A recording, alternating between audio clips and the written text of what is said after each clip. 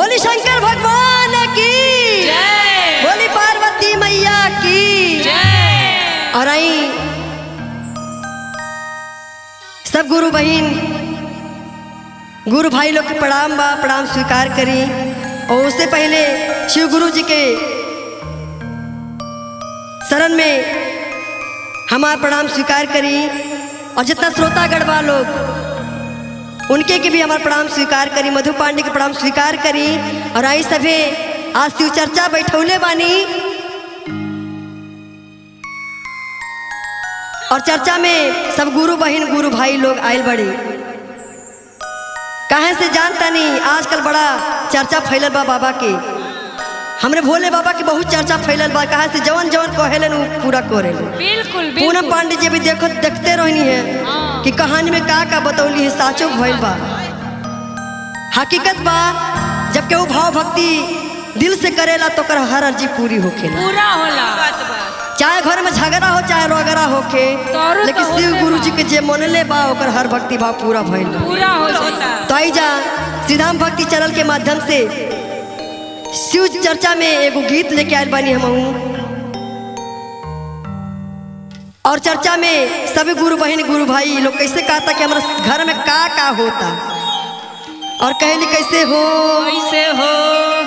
अरे गुरु जी, अरे गुरु जी, अरे गुरु जी, ए गुरु जी, अरे गुरु जी, अरे गुरु जी, ऐनी तो हरी सरनिया, ए गुरु जी, ऐनी तो हरी सरनिया, ए गुरु जी आइली तो हरी सरनिया। ए गुरु जी ए गुरु जी, अरे गुरु जी, अरे गुरु जी, ए गुरु जी, अरे गुरु जी अरे गुरु जी, ऐनी तो हरी सरनिया, ए गुरु जी, ऐनी तो हरी सरनिया, ए गुरु जी। क्या बात है।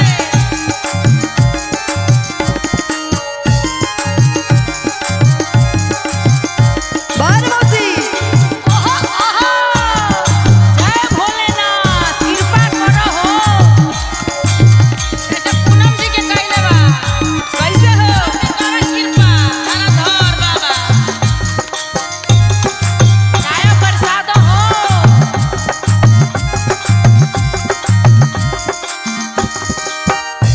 और देखी घर में जब जब शिव चर्चा कराए ले तब घर वाले के मुंह फूलल जाला, सास ससुर के सबकर मुंह फूलल रहेला कि जब खाना बनावे के बेरी होला तो शिव चर्चा में चल जाली। हम जाइबे करे बाबा के घर लेकिन हम लोग ठान ले ले बानी बाबा कि हम चर्चा में जाए, चाहे झगड़ा होके चाहे मारपीट होके, लेकिन जाए। जौन होई तौन रात में फरियाल जाए। और कहली सास ससुर घर में मारे रोज ताना, हमारे रोज ताना, पागली कहेला सब भइनी हम दीवाना। होई हम दीवाना,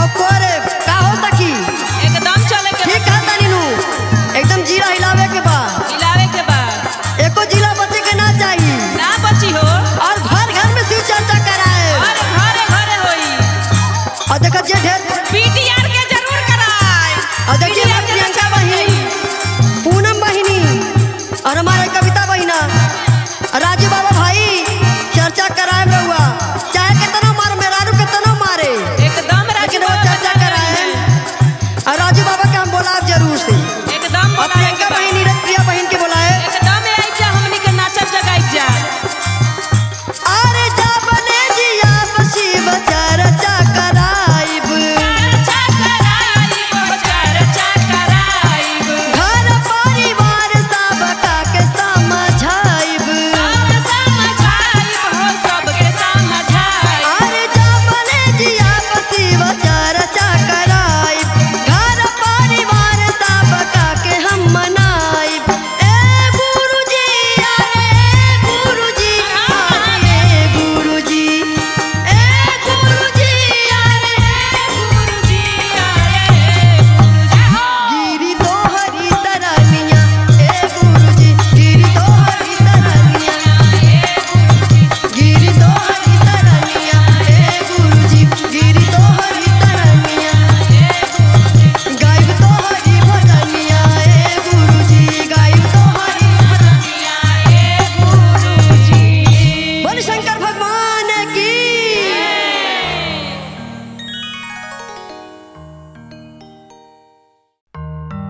वो सच्चे दरबार की बोल शंकर भगवान की आई जा हम मधु पांडे सबसे पहले शिव गुरु जी की बहुत बहुत प्रणाम स्वीकार करी और हमारे गुरु बहन गुरु भाई की भी मधु पांडे की तरफ से बहुत बहुत प्रणाम स्वीकार करी और जितना हमारे श्रोतागण बा रोआ लोग के बहुत बहुत प्रणाम स्वीकार करी और आई देखी हमो पहले शिव चर्चा में जात रहनी लेकिन मजाक उड़ावत रहनी कि लोग का झूठल बा का करता का होता ही कुल तो गलत बात बा लेकिन जब देखने कि शिव चर्चा के नाम लेके लोग बड़ा खुश रहता अच्छा तो हमरो बुझाइल करे लागता हमो के कुछ करे के चाहिए जब भाई इतना चर्चा फैलता तो कुछ बात के थोड़ी चर्चा होला हमो गईनी चर्चा में शिव गुरु जी के चर्चा सुनने के लोग कहता दया बरसावे ले नमन करावे ले चर्चा करी जितना जितना बाटे रघुआ उतने चर्चा हो कि उतने पर्चा बटी बहुत कृपा बा उनकर तो आज हमारा मन करे कि चलिए हम जितना गुरु बहन गुरु भाई लोग बड़े सब करा भी चली तनी यही बहाने हम चर्चा करी शायद कुछ कृपा बरसी बाबा के बहुत बढ़िया कहनी है बाबा ढेर बरसावा था ऊपर से बम गोला देखी जब भाव भक्ति रहेला तो बरसेला बिल्कुल बिल्कुल और चलिए यही श्रीधाम भक्ति चैनल के माध्यम से आज हम बाबा के चर्चा करे आयल बानी जितना लोग श्रीधाम भक्ति चैनल देखा था सब केहू सब्सक्राइब करी शेयर करी कमेंट करी जरूर देखी कहाँ से बहुत कुछ रोज देखा था नहीं चर्चा होता और चर्चा में बहुत कुछ मिला था बहुत कुछ हर हर महादेव तो आई गाना के माध्यम से कहले कैसे हो अरे रहिया निहारे सिसिया जय हो अरे धैली धिया नमा कहिया ले आई बाय शिव गुरु कि कहिया ले आई बाय शिव गुरु हमरो गानमा कहिया ले आई बाय शिव गुरु हमरो गानमा कहिया ले आई बाय शिव गुरु रहिया निहारे सिसिया रहिया निहारे सिसिया धैली धिया नमा कहिया ले आई बाय शिव गुरु कि कहिया ले आई बाय शिव गुरु हमरो गानमा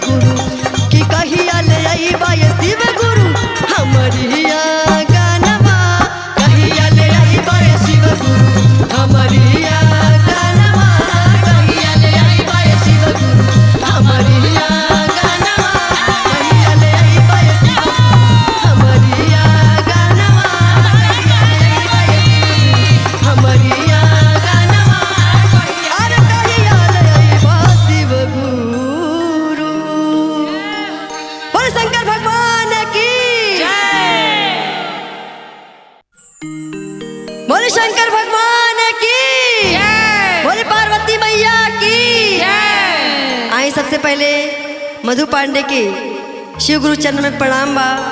प्रणाम स्वीकार करी और सभी गुरु बहिना गुरु भाई के चरण में प्रणाम बा। और आइए शिव चर्चा में सब केहू बैठल बा और बाबा की चर्चा करता।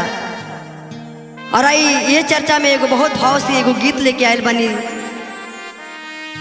शिव जी की चर्चा में भाव बा कैसे कैसे बा हो? अरे मनवा में शिव गुरु के धियनवा धराय बहिनी, ध्यानवा धराए बहिनी। अरे लावा गाई इलायची से पूजनमा कराय बहिनी।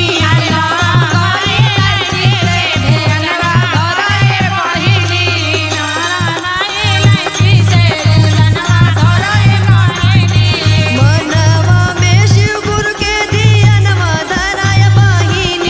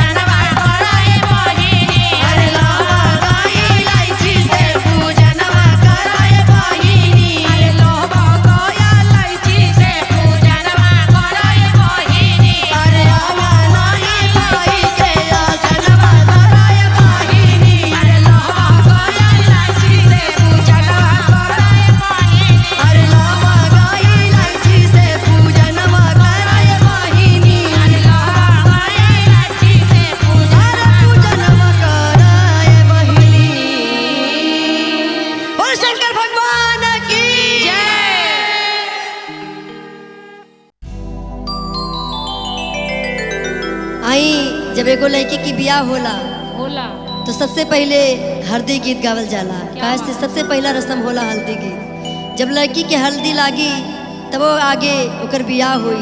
लड़का लड़की के जब जोड़ा मिलेला हल्दी लागे एक दूसरा के, तब एक दूसरा के बंधन में बंधेला लोग। और लड़की हल्दी लागे तो सब सखियन जुटल बाड़ी। जुटल बा और कहा तरीका का तरी हो कि पीसा हो अम्मा धीरे धीरे हरदी के गांठ हो, पीसा हो अम्मा धीरे धीरे हरदी के गांठ हो, पीसा हो अम्मा धीरे धीरे हरदी के गांठ हो, पीसा हो अम्मा धीरे धीरे हरदी के गांठ हो, पीसा हो अम्मा धीरे धीरे हरदी के गांठ हो, पीसा हो अम्मा धीरे धीरे पहिला हरदिया अम्मा पंडित जी चढ़ाई है। पहिला हरदिया अम्मा पंडित जी चढ़ाई है हो पहिला हरदिया अम्मा पंडित जी चढ़ाई है। पहिला हरदिया अम्मा पंडित जी चढ़ाई है तब तू चढ़ैया अम्मा, तब तू चढ़ैया अम्मा पापा जी के साथ हो, पीसा हो भाभी धीरे धीरे हरदी के गांठ हो, पीसा हो भाभी धीरे धीरे हरदी के गांठ हो, पीसा हो भाभी धीरे धीरे हरदी के गांठ हो, पीसा हो भाभी धीरे धीरे दूसरा हरदिया भाभी पापा जी चढ़ाई है। दूसरा हरदिया भाभी पापा जी चढ़ाई है हो दूसरा हरदिया भाभी पापा जी चढ़ाई है।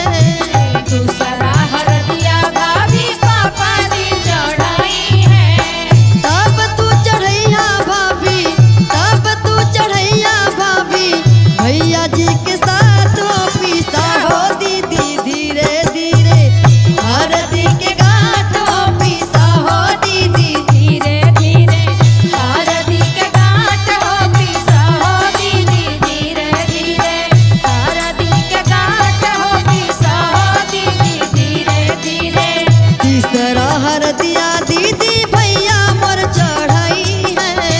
तीसरा हरदिया दीदी भैया मोर चढ़ाई है हो तीसरा हरदिया दीदी भैया मोर चढ़ाई है।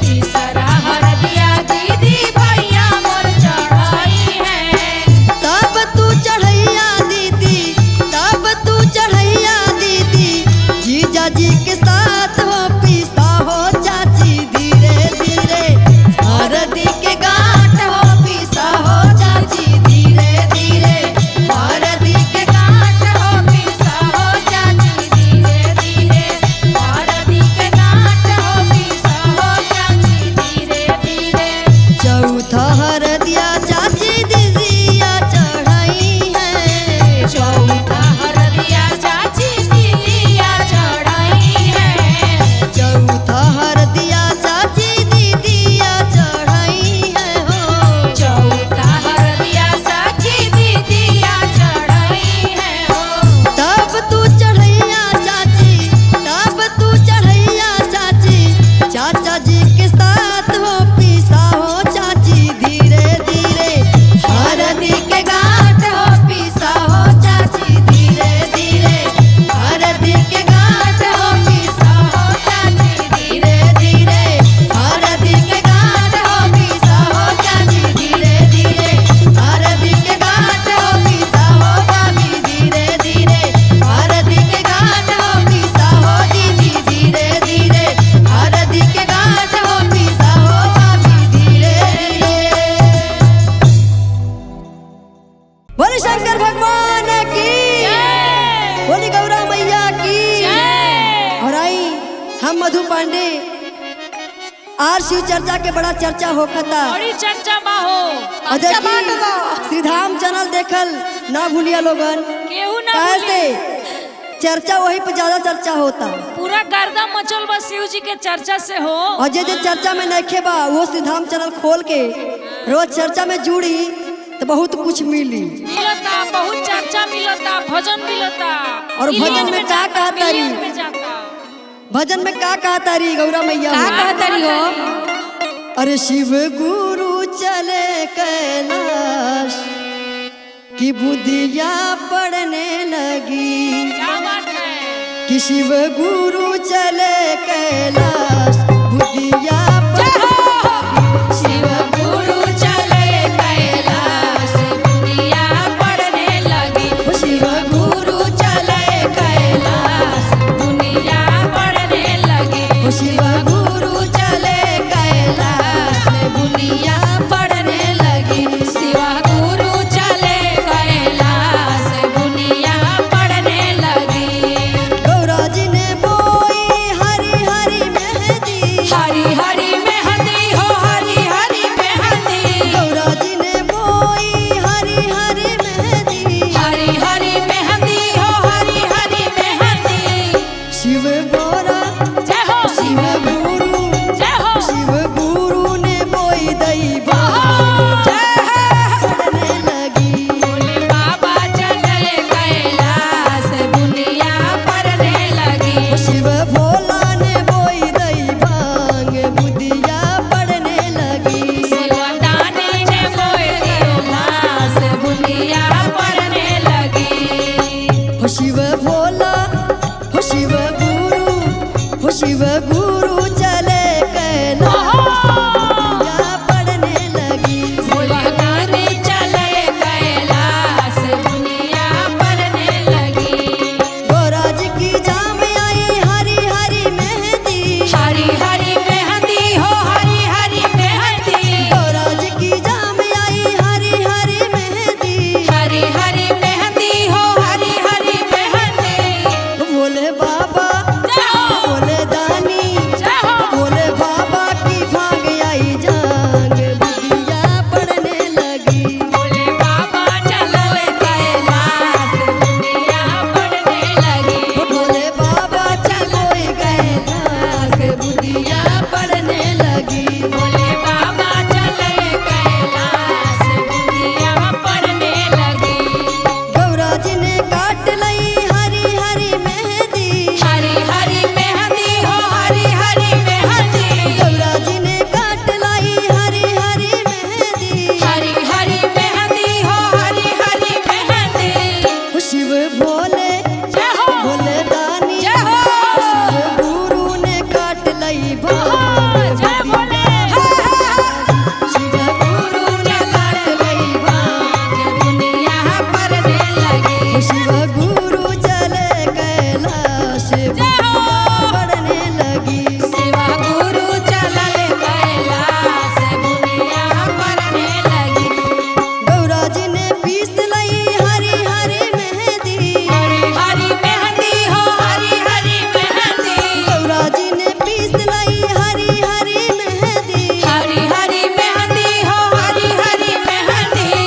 शिव गुरु जय हो भोले दानी जय भोले शिव भोला ने घोट लई भांग चढ़ा चढ़ा लगी। शिव भोला ने घोट लई भांग दुनिया पढ़ने लगी। शिव गुरु चले कैलाश पड़ने लगी। शिव गुरु चले कैलाश दुनिया पढ़ने लगी। शिव भोला चले कैलाश दुनिया पड़ने लगी। शिव गुरु चले कैलाश दुनिया पढ़ने लगी। बोले शंकर भगवान की हर हर महादेव। वो सच्चे दरबार की जय। और आई सबे शिव चर्चा में सब केहू गुरु भाई गुरु बहन जुटल बाहू जी शिव जी के मनावता मनावता सब मनावता रे के ए शिव जी कितना भांग पियम रहुआ। अरे कितना पिया बहु दिनों रात भांग धतूरा गाजे पिए निकाल। रहता अरे कबो लड्डू पेड़ा भी खा ली। अच्छा लेकिन का कहते रस भोला जी का कहता रे हो? कि भांग पीही गाजा पीही खाई चाहे धतूरा हो आहाहा और गौरा जी के मनावल चाही गौरा चाहे रूठे हो। आहाहा अब भांग ची पीही धतूरा पीही और चाहे पीही गाजा हो और गौरा जी के मनावल चाही गौरा जाई चाहे रूठी हो। अरे सावन के महीना में रई रई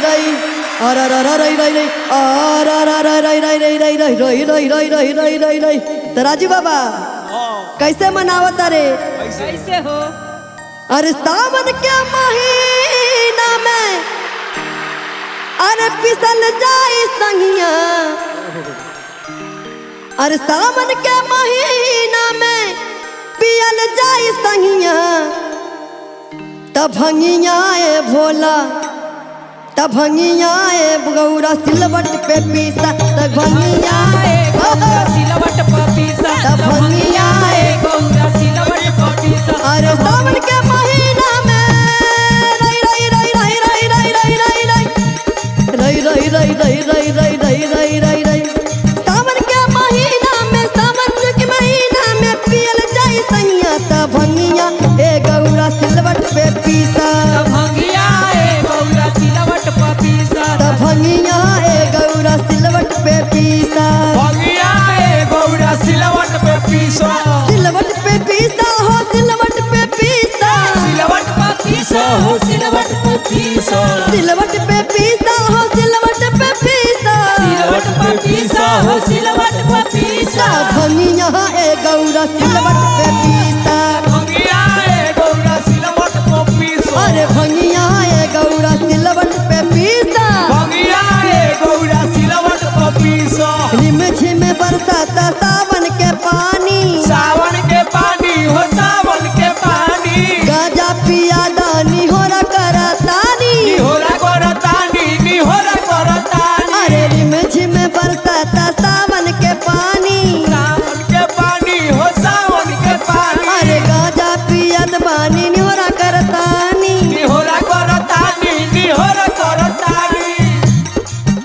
अरे तोहरा के करबना रई रई रई रई रई रई रई रई रई रई। अरे रई रई रई रई रई रई रई रई। तोहरा के कर बनाया ढेर तंगिया। तोहरा के कर बनाया ढेर तंगिया। भंगिया ए गौरा सिलवट पे पीसा। भंगिया ए गौरा सिलवट पे पीसा। अरे भंगिया ए गौरा सिलवट पे पीसा। भंगिया ए गौरा सिलवट पे पीसा।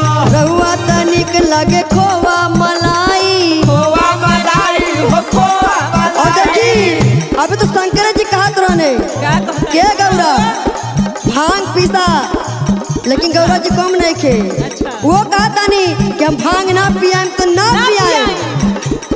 रहुआ के खोवा मलाई खाए के बा, तो खाई। मिठाई मिश्री खाए के बा तो खाई।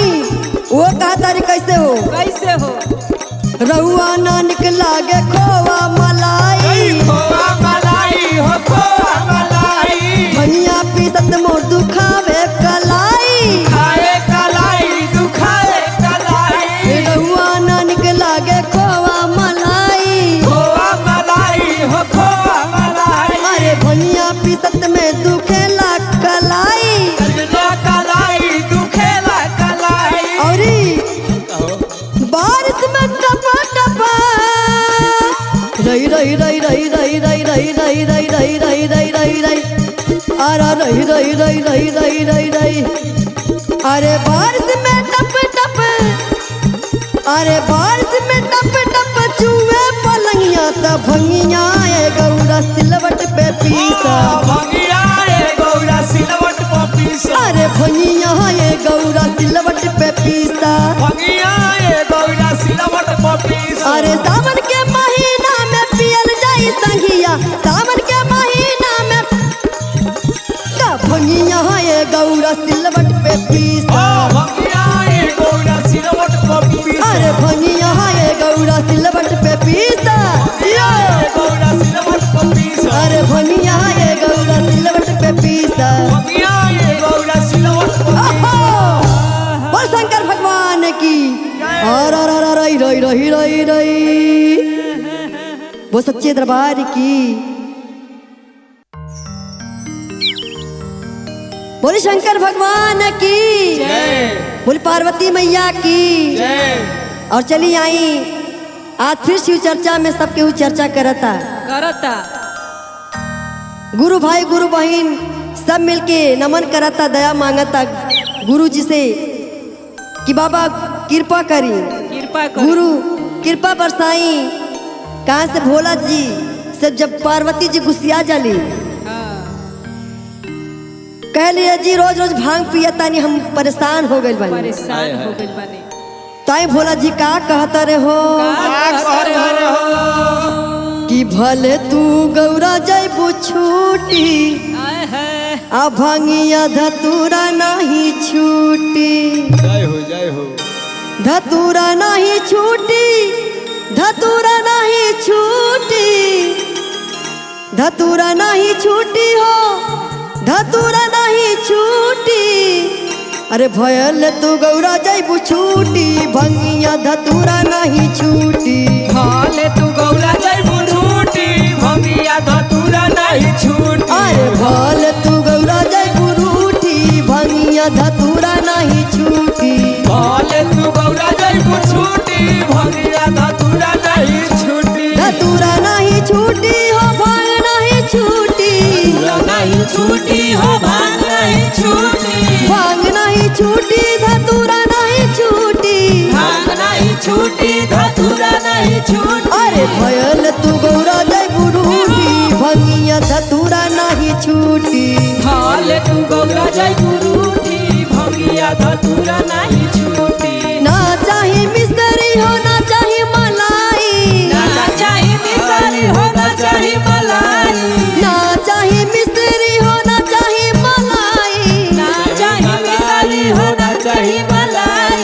और का करे मधु जी अरे गांजा, अरे गांजा, अरे गांजा पियल नहीं छूटी भांग धतूरा नहीं छूटी। अरे गांजा पियाला नहीं छूटी भाले गंगा जल नहीं छूटी। अरे गांजा पियल नहीं छूटी भांग धतूरा नहीं छूटी। गांजा पियाला नहीं छूटी भंगिया धतूरा नहीं छूटी। ना चाही कोठा ना चाही अटारी, ना चाही अटारी हो ना चाही अटारी। ना चाही कोठा हो ना चाही अटारी। ना चाही अटारी हो ना चाही का अटारी। चाहिए, का चाहिए हो? का चाहिए? अरे पर्वत, अरे पर्वत, अरे पर्वत पहाड़ नहीं छूटी भांग धतूरा नहीं छूटी। अरे पर्वत पहाड़ नहीं छूटी भाले तू गौरा जैबू छूटी। अरे भल तू गौरा जैबू रूठी भांग धतूरा नहीं छूटी। भाले तू गौरा जैबू रूठी भंगिया धतूरा नहीं छूटी। ना चाही धोती हो ना चाही कुर्ता, ना चाही कुर्ता हो ना चाही कुर्ता। ना चाही धोती हो ना चाही कुर्ता। ना चाही कुर्ता हो ना चाही कुर्ता। तो का चाहिए? हो का चाहिए हो प्रिया जी? अरे मिर्गा के, अरे मिर्गा के, अरे मिर्गा के छाला नहीं छूटी भांग धतूरा नहीं छूटी। मिर्गा के छाला नहीं छूटी भांग धतूरा नहीं छूटी। अरे भल तू गौरा जैबू रूठी भांग धतूरा नहीं छूटी। भाले तू गौरा जैबू छूटी भांग धतूरा नहीं छूटी। अरे भल तू गौरा जैबू रूठी भांग धतूरा नहीं छूटी।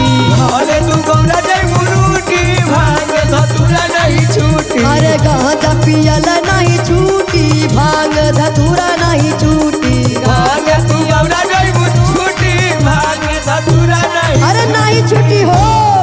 ना छूटी ना छूटी। बोली शंकर भगवान की जय। जवन स्वाद भांग में बा वो कहीं और में थोड़ी नहीं छो मिली। में नहीं खे मधु जी।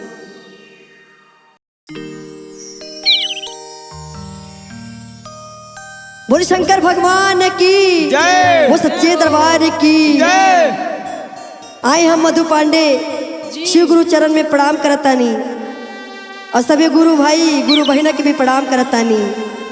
और आए आज फिर से सिद्धाम भक्ति चैनल के माध्यम से एफडी पारंपरिक शिव चर्चा के माध्यम से रवा से आज फिर रूबरू बानी और शिव जी के मनावतानी कि शिव जी दया करी।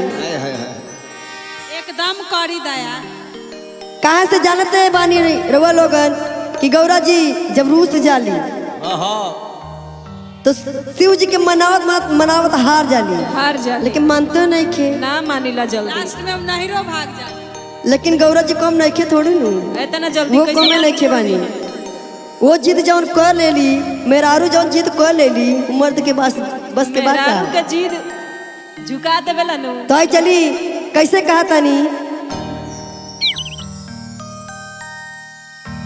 अरे गौरा पीसे न भांग, अरे गौरा पीसे न भांग, भोला रुसल रहे। गौरा पीसे भांग, भोला रुसल रहे। अरे गौरा पीसे न भांग, भोला रुसल रहे। अरे गौरा पीसे न भांग, भोला रुसल रहे।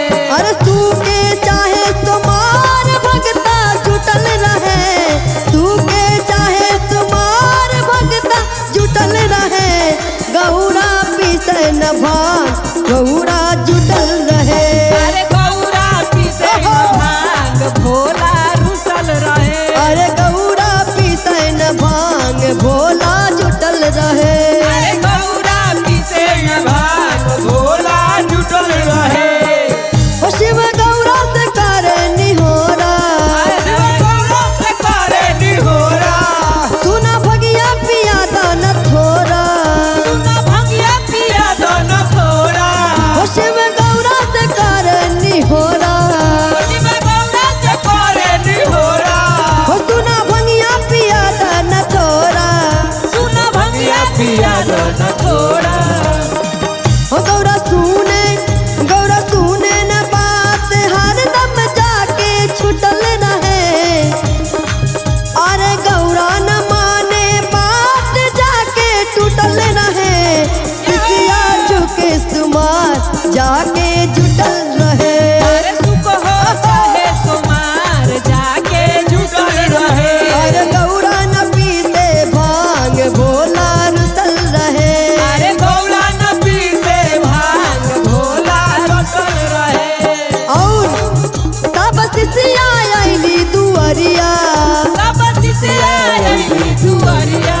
शिव गुरु के कर जय करिया। शिव गुरु के कर जय करिया। ओ सब सिसिया ले आईली दुआरिया। सब शिष्या जी आईली दुआरिया। ओ शिव गुरु के कर जय करिया। शिव गुरु के कर जय करिया। ओ शिव दिल में, शिव दिल में, शिव दिल में भांग धतूरा, जाके जुटल रहे। ओ शिव गुरु के दिल में धतूरा, जाके घुसल रहे। गौरा पीसे न भांग, भोला रुसल रहे। अरे गौरा न पीसे भांग, भोला रुसल रहे। अरे गौरा न पीसे भांग, जाके रुसल रहे। अरे गौरा पीसे भांग, भोला रुसल रहे। अरे गौरा न पीसे भांग, भोला रुसल रहे। अरे गौरा न पीसे भांग, भोला रुसल रहे। ओहो! वो शंकर भगवान की जय। वो सच्चे दरबार की जय हो। छा गइलू मधु जी, कमाल कर देलू। बोल शंकर भगवान की जय। बोल सच्चे दरबार की। तो आई हम मधु पांडे आज शिव चर्चा में सब केहू बहिना लोग जुटल बानी, जय हो जय हो। तो सोचा तानी कुछ चर्चा होके, ओके ओके। झूमल जाओ नाचल गाओ। एकदम के बढ़िया से। कहाँ से वैसे शंकर भगवान उठल रहे हमेशा। जरूर मनाई, जरूर चली मनावल जाइए आज मिल के नाच के गा के। मनाई। और भांग में हमेशा नशैले रहले, कहले का, अरे पातर पातर भांगिया के, जय हो। अरे पातरी बडरिया मोर सांवरिया रे, जय हो। कि मोर सांवरिया रे। हाँ। अरे भांगिया तुरा न कैसे जा, मोर सांवरिया रे। भांगिया तोरा लो कैसे जाए, मोर सवरिया रे। भांगिया तोरा लो कैसे जाए। पातर पातर भांगिया के, पातरी बडरिया मोर सांवरिया रे। पातर पातर भांगिया के, पातरी बगरिया ना।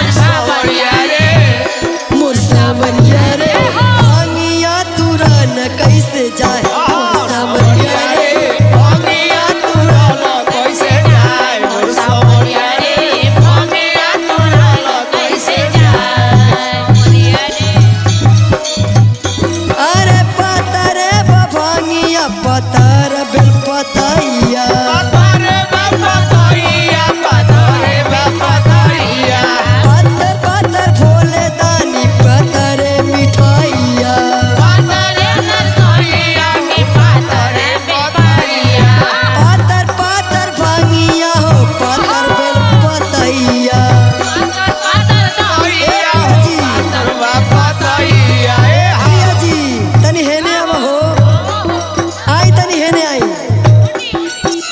इतना बढ़िया मौका बा रौरा होने रहता नहीं जल्दी आई ए आहा जय हो जैसी जैसी क्या बात है जी? पातरे बभांगिया पातर बेल पतैया पतरे बपतैया पतरे बपतैया पातर पातर भोले दानी पातरे मिठाइया पतरे बपतैया पातरे लवंगी नैची पातरे पडरिया मोर सावरिया रे पातरे लवंगी नैची पातरे पडरिया मोर सावरिया रे मोर सावरिया रे जय हो और भांगिया तुरन कैसे जाए सावरिया रे अंगिया तुरल कैसे जाए मोर सवरिया रे जाए मोर सवरिया रे भांगिया तुरन कैसे क्या बात है नीरज जी? और देखी का कहले अरे कैसे कैसे अरे पातर पातर गाजवा हो पातरे बचीलम पतरे बपतैया हो पतरे बपतैया पातरे हरंदर भैया पतरे दीदी नीलम हाँ पातर पातर गाजवा हो पातरे बचीलम गंजवा हो पतरे बपतैया हाँ पातरे प्रियंका दीदी पतरे निरपिया पतरे प्रियंका जी हो पतर नीरज प्रिया अरे पातर पातर सीसिया के पातरी कमरिया मरिया रे पातर पातर सीसिया के पातरी कमरिया मोर जय हो मोर सावरिया रे अरे नाचेली कमर लचका आए मोर सवरिया हो नाचेली कमर लचकाए मोर सवरिया हो नाचेली कमर लचकाए मोर सवरिया हो नाचेली कमर लचकाए मोर सवरिया रे नाचेली कमर लचकाए मोर सवरिया हो नाचेली कमर लचकाए मोर सवरिया हो नाचेली कमर लचकाए जय हो बस सच्चे दरबार की जय बोली शंकर भगवान की जय बोली पार्वती मैया की जय हो। आई एगो बहुत सुंदर कथा बा बहुत सुंदर बा। देखिए आवाज थोड़ा हमार खराब बा भाई का सर्दी जुकाम तब भाई वो बा। लाजवाब बा। तबियत खराब में भक्ति करतनी मधु जी, भगवान के कृपा बस सब महादेव की कृपा बा, सब दया उन्हीं के बा जय हो शिव गुरु। कि कुछ बोलो के शक्ति दया बा। करी रउआ चर्चा में बैठल बानी, महादेव बड़ा दया करी। आ देखता पीछे से आई एगो पंडित जी बाड़न, उनके एगो लड़की बाड़ी। लड़की शिव जी की बहुत मानेली, माने ली। बहुत चर्चा मतलब भजन करेली, उनकर शिष्या बाड़ी, उनकर भाव भजन खूब करेली। कहेली कि दुनिया में कुछ ना बा, लोग दूसरा के शिकायत करता, केहू धन के पीछे दौड़ता, केहू शिकायत के पीछे दौड़ता, एक दूसरे के बुराई में सब लागल रहता। हर केहू देख के बस ये काम करता कि चर्चा में बैठल बानी के कहाँ से केहू के कहाँ से कैसे काटी, बस कटले के पीछे सब केहू परेशान बा। लेकिन उस शिष्या के बस एगो विचार बा कि दुनिया में भाव भजन से बढ़िया कुछ नहीं की। कुछ लोग ये सोचता आंख बंडी बगाए। पंडित जी एकदम गरीब रहलन, लेकिन बेटी एकदम भाव भक्ति में दिन रात चूरन। दिन भर एकदम भजन करे शिव जी के अपन, जहाँ उठे बैठे शिव जी के फोटो लेके सूते बैठे, बस उन्हीं के भजन करे। जय हो शिव गुरु। अब गांव वाला लोग कहले बेटी इतना बड़े हो गई बड़ी कर बिया वो करी। बेटी कलस ना हम बिया ना करें, बिया करे घरे जाए उन्हें कैसन होई कैसन ना होई के जाना था। हम खाली भक्ति करें। लेकिन पंडित जी कहले ना बेटी, गांव समाज के रीति रिवाज में भगवानों ही काम कर रहने कि बिया समाज के एको प्रथा बा, अगर बिया ना करें तो लोग का कही कि देखा बेटी के ऐसे ही रख ले बाड़े, इनके कुछ नहीं की। अब पंडित जी के लगे तो कुछ ना हो। पंडित जी कहें के बिया करी हमरा बेटी से, के हो ऐसा बात हमारे बेटी से बिया करी, भाई हमरा देवे के कुछ नहीं की, हम का दे।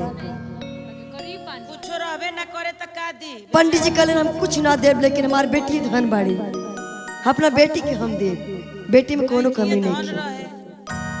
धनमान रहे। जहाँ जहाँ गैलन बिया खोजे सब के कहती है इतना लेब, गाड़ी लेब, घोड़ा लेब, रुपया पैसा लेब, इतना पैसा 10 लाख रुपया लेब, तब बियाह करम। लड़की बहुत सुंदर रहे।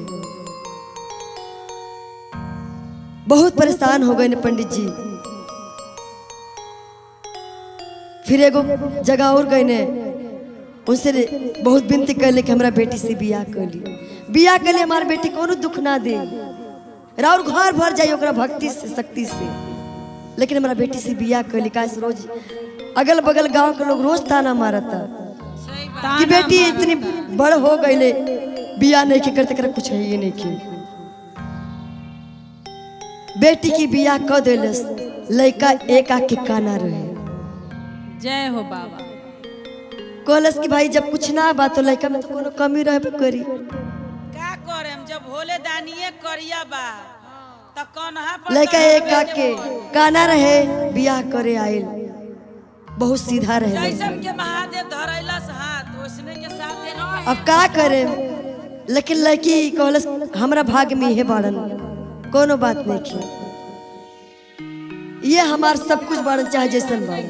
ठीक बात करेक्ट। लड़की की बियाह कर दिले पंडित सुना जी। कथा सुना। हाँ अब लड़की रोज शिव चर्चा घर में बैठ के करे, काम ना करे घर के तो लोग कहे कि दिन भर खाली शिव चर्चा करती है, करतिया। दिन भर ओम नमः शिवाय ओम नमः शिवाय, केहू से कोनो मतलब ना है एकरा।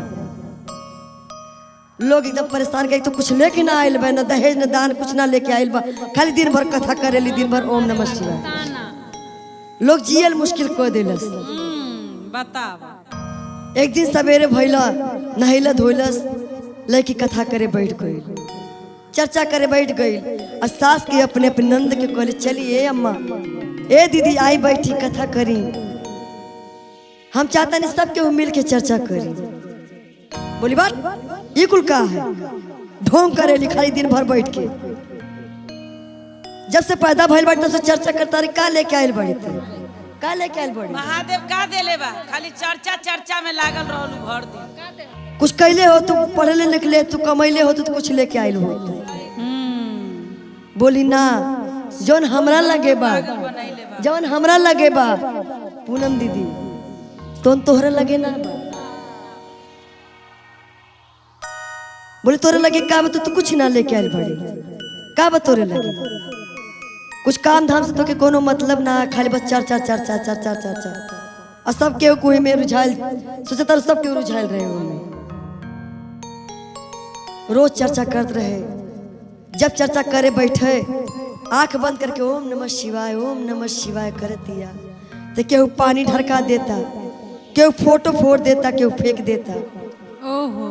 लेकिन ओम नमः शिवाय कर दिया। सोचलस लोग हमारे साथ ऐसे काहे करता। अगले दिन से घर के पूरा काम करके फिर बैठे दिए चर्चा करे। आइल ननद बोली का चर्चा करे बैठल बड़ी, उठ यहाँ से, घर के आधा काम के आधा काम छोड़ के बैठल बड़ी चर्चा करी। नंद भौजाई में तो ऐसा ही नहीं के पटरी खाता, कुछ बोललस ना लेके, बस ओम नमः शिवाय कर दिया। बहुत परेशान बिया लोग कि कहतिया महादेव ऐसा हम कौन गलती कैले बानी जो हमरा इतना सजा देता है। सजा देता रे। दिया जरोलस ओम नमः शिवाय करतिया ननदिया अइलस दिया उठा के जरा दिलस। ओहो कले ये काम एकरे कुछ करे के सुझात नहीं कि खाली बस चर्चा करतिया एक हटावा ये से जल्दी भगावा जरा देलस। पूरा साड़ी भी जर गई लेकिन शरीर में कुछ ना हुआ। शिव गुरु की कृपा रहे। नंदिया कहती का बाय करे अंदर जरतो नहीं खे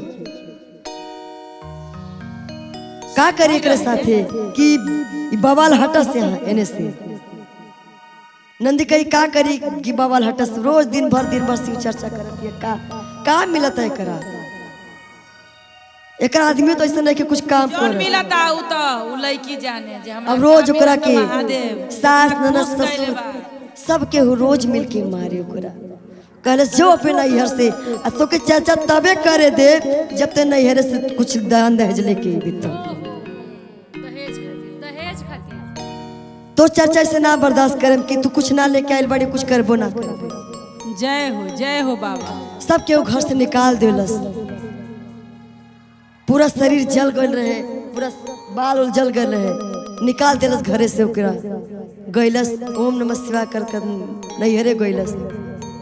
बाबूजी कहले कुल का भइल बेटी बोल बाबूजी हम तो चर्चा करत रहनी लोग हमारे साथ ऐसे से कैलस आइलस। फिर वह बोली बेटी कोनो बात ना हमरे लगे आज कुछ रहता आज दिन ना दे अब तू मत जाइए। पापा उनकर मजबूर रहे। बोले अब तू मत जाइए वही चर्चा बोले आज से तू यही चर्चा करिए कहीं जाए की जरूरत ना है। नहीं पति देव ना रहलन बाहर गइलन आईना कहने के हमार मेहरारू कहाँ बा बोले तोर मेहरारू भाग गइल केहू के साथे केहू के साथे भाग गइल। बहुत दुख। बोले ऐसा ना हो सकत ऐसा हमार मेहरारू ऐसा रहबे ना कलो तो शिव जी की बहुत बड़ी भक्ति बिया वो काहे भागी कुछ कहले तो लोग बोले ना बोले तो कहाँ जाता रे बोले हम जाते पे मेहरारू के ले आवे बोले तू जेबे तो तोर पैर काट दे तो हमार बेटा बड़े कुकर बड़े बोली जब तहार होली तहार लेकिन हमार मेहरारू भी है हम तो जाए। बोले अगर तक जाइबे तो तोर दोनों गोड़ काट दे। अब कहलस कि का करी हम कैसे जाई धर्म संकट बा कि माई बहन की देखी कि मेहरारू की देखी मेहरारू तो उन्हें चर्चा करत या पूरा दिन रात खाना पीना छोड़ के बस चर्चे में लागल बिया। मेहरारू के आस है कि हमारा पति एक दिन यही जरूर हमरा ले बस चर्चे करत या आँखी से आंस ढरकतिया गिरतिया लोर बहातिया और चर्चा दिन रात करतिया। पति देव रात हो गल सबके सूत गइल धीरे से कुंडी खोल के चल गई। सवेरे हो गल कल कहाँ गइल सबके गुस्सा हो गल मेहरारू के लेवे। हाँ सबके जाए दो जब वो ओने से आई घरे में ना घुसे दे हाँ पापी लोग दोनों को भगा दिया जाए। जैसे गइलस ससुर जी रात के सुतल रहने सुतले रह गए। सास गइलस पति देव जो गइलस उठी तो सुतले बड़ देखलस सास औते नहीं खे बोली का हो गई सबके परेशान खूब रोवतिया और उधर लड़का गइल अपने मेहरारू के लेवे और देखत या मेहरारू चर्चा में लीन बाड़ी वो चर्चा करे लगने मेहरारू साथ चर्चा करत रहने। फिर मैं सास गई दौड़ दौड़ अपने बेटवा के लगे बोली चल चल बाबूजी देखी का हो गइल बा चल देख का हो गइल बा। बोली हम ना जाए तू लोग हमें मेरे साथी बहुत अत्याचार कैले हो जा तो अपने पति देव के साथ हम अपने मेहरारू के साथ ही रहे। बोली कि ना ऐसा मत करी तुम्हार बेटा बड़ा तोरे से तो कुलास बा बोले तोरा से कौन आस लगाई, जब तो हमार नहीं खिबाड़ी तो कैसे तू के को ना मन ली। मेरा रू कॉलेज देखी वो अधर्मी बतर वो भी अधर्मी हो जाए। वो कॉलेज चली तो बोली ना एकरा के ना ले जाए, पतो के ना ले जाए, तू चल। बेटा के लेके गईले, बाजो बाजो सासो हो जाला। रास्ता में जाते रहली तब तक एक्सीडेंट हो गल, बेटा मर गई। ओहो बतावा हे भोलेनाथ ई का कैलू। अब माई ओने रोवत दिया, अब हम कहाँ जाए। अब उन्हें पति मरल बिया, इन्हें बेटा मरल बिया।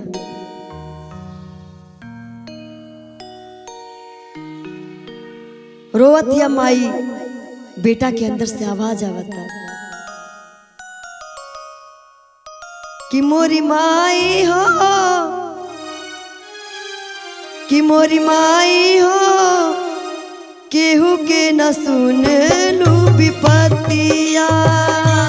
हो केहू के न सुनलू विपतिया। मोर माई हो, केहू के न सुन लू विपतिया। माई हो केहू के न सुनलू विपतिया। चर्चा तू सुनलू, भक्ति तू देखलू। चर्चा तू सुनलू, भगति तू देखालू। मोरी माई हो, देखलू न अपनो किस्मतिया। मोरी माई हो, देखलू न अपनो किस्मतिया। मोरी माई हो, देखलू न अपनो किस्मतिया। माई हो देखलू न अपनो किस्मतिया। जैसे आवाज आवता माई खूब रोवता रे, और गईली दौड़ी दौड़ी अपने पतों के लगे, घोड़े गिर गईली। बोलिए बेटी गलती हो गई, तू ही बचा सके। बोली हम का करें, हम तो ये कहत रहने कि आई चर्चा करी, सब कुछ इन्हीं की चरण शरण में बा। महान बारी हो। बोली देखी माई हमरा लगे कुछ ना रहे, हमरा तो बहुत विश्वास बा शिव गुरु। हमरा तो खाली बस हमार धन दौलत हमार महादेव बाड़ा। बोली आई चर्चा करी, चर्चा कैली, साथ में बैठ के भजन कैली। देखा तारी उन्हें बेटा पति देव उठ के आ गईले, जय हो शिव गुरु। और सब के मिल के साथे चर्चा करे लागल। सबके परिवार ठीक हो गई, महादेव की कृपा हो गई, और हर रोज सबके वो चर्चा करावे लागल। पूरा गांव के भीड़ लगा के चर्चा घर में करावे लगली। सब घर परिवार खुश हो गए, बहुत धन दौलत से घर भर गई। बोली शंकर भगवान की जय, वो सच्चे दरबार की जय हो। बोली शंकर भगवान की जय, बोली पार्वती मैया की जय हो। आई एगो बहुत सुंदर कथा लेके आयल बनी, और श्रीधाम चैनल के माध्यम से जे जितना श्रोता लोग सुनता, हाँ रोज चर्चा में जरूर भाग ली, चर्चा जरूर सुनी, चर्चा जरूर सुनी। शिव जी की कृपा जरूर होगी, जरूर होगी। आई एगो सियारनी रहे। सियारनिया तो खाए में बड़ी तेज रहे। तो खाइबे करी। सवेरे सवेरे उठे, सोचे जल्दी जल्दी भोजन मिली, जल्दी जल्दी खाई, अपन पेट भरी। कहीं आदमियों मिली तो गिल जाई। लेकिन सियार महाराज तो बहुत बढ़िया रहना है खाई के फेरा में लागल भाई। जंगल में चर्चा होखत रहे, होखत रहे। सियार गईलन चर्चा में, चर्चा बढ़िया सुनने। हाँ प्रसाद मिलल, प्रसाद मिलला के बाद कुछ खात रहने, और जब जब प्रसाद लेके आवत रहने तब तब सियारनी से कहत रहे तू खा ला, भोलेनाथ के प्रसाद। लो भोलेनाथ के प्रसाद खा ला। हाँ तो के तो सुबह सुबह बस चाहिए कि बढ़िया मांस मछली मिले, खाई पेट भरी। दुनिया के मेहरारू तो पूजा पाठ करे ली खाली खाही में लागल रहे। काम भाई, धाम दुनिया के मेहरारू तो पूजा पाठ करे ली तो पति देव के उन्नति होखेला। हाँ सही लेकिन बात। सवेरे सवेरे उठेली, बस खाली मरल जल मांस मछली कुछ मिले, चाहे मने मरल चाहे कौओ मरल चाहे जौन मरल रहे, ओकर पेट पहले भरे के चाहिए। रोज रोज सियार महाराज ऐसे जात रहने अपन चर्चा में, रोज प्रसाद लेके आवत रहे तो खिया देते खा ले, तो कितनी कुल से मतलब ना हो, लेकिन ले मेरा रुबाड़ी तो ले खिया देता नहीं, खा लेता हूँ, कुछ बुद्धि का पता कहीं से आवे तो खुले बुद्धि खुले, लेकिन तो खैले में तेज रह प्रसाद वो खाए। एक दिन कहलस रोज रोज जाए नहीं का होला हम चली। अब सियार एकदम तो खुश हो गई, अरे चल आज तो बुद्धि खुलल, आज तो प्रसाद के चल प्रसाद के असर भइल, गैलस वहाँ चर्चा होत रहे, कथा होत रहे, रहे ओकर भूख लाग गई। असर बा कम नहीं खे। अब सियारिया के भूख लाग गई, अब कहते हैं जी कब खत्म हो, चली ना चली ना, ओकरा कुछ खाना दी खाए के प्रसादवा दी ना खाए के, चुप रहा। पूजा पर मन बा भूजा पर। सियार कहते चुप रहा, बिना कथा पूरा हो जब तक समाप्त ना हो जाए तब तक ना मिली कुछ। बोली चली ना जल्दी, भूख लागल बहुत तेज। एकदम परेशान बिया, खोद खोद के एकदम परेशान कर देले बिया सियार के। खूब खोदियावत रहे। खाए खातिर हाँ जैसे कथा समाप्त भइल 4 बज गई, बोलो चल चल खाओ पहले। गैलस नदी किनारे एगो खूब सुंदर लाश रखल रहे, सुंदर नारी ना, इतनी सुंदर मेहरारू रहे कि देखले के बाद ऐसे चमकत रहे, इतनी सुंदर मेहरारू रहे, लाश सुतल रहे। 16 सियार बोलस कि जा खा ले, जब से बैठल बड़ी तब से बस खाए खाए खाए जाओ। गैलस तो इतना सुंदर मेहरारू एकदम 16 श्रृंगार से सजल ऐसे लेटल रहे, मरल रहे। हाँ गैलस जैसे गोड़ पकड़े गैलस तो गंधात रहे। बसात बिया बोले के खाइए करा, लागत कोनो अच्छा काम कबो कैलस नहीं ना, धर्म के काम कबो न कैलस। ई देखई में इतना सुंदर गोड़ लागत है, तो गंधात है। गैलस हाथे को लगे, हाथ लगे, हाथ गैलस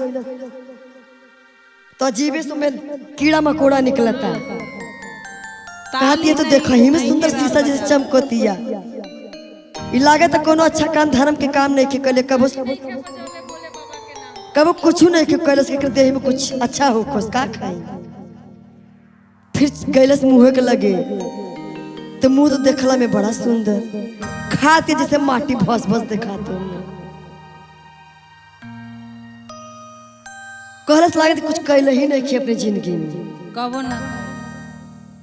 हाथ गोड़ मुंह कुल पकड़लस के कुछ ना निकला गल, कुछ भइल ही नहीं खे, छोड़ के चल गई।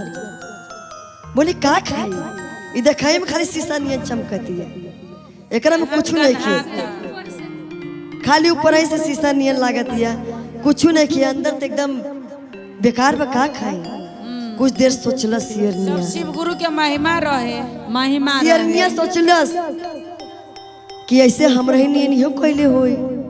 सही बात बा, जैसे हम करत तानी, हमार सियार महाराज रोज जाता रहे चर्चा में, कथा में, हमरा रोज कहता रहे चला चला, हम नहीं खे जाता नहीं, हम मरम तो हमरो के क्यों ना खाई।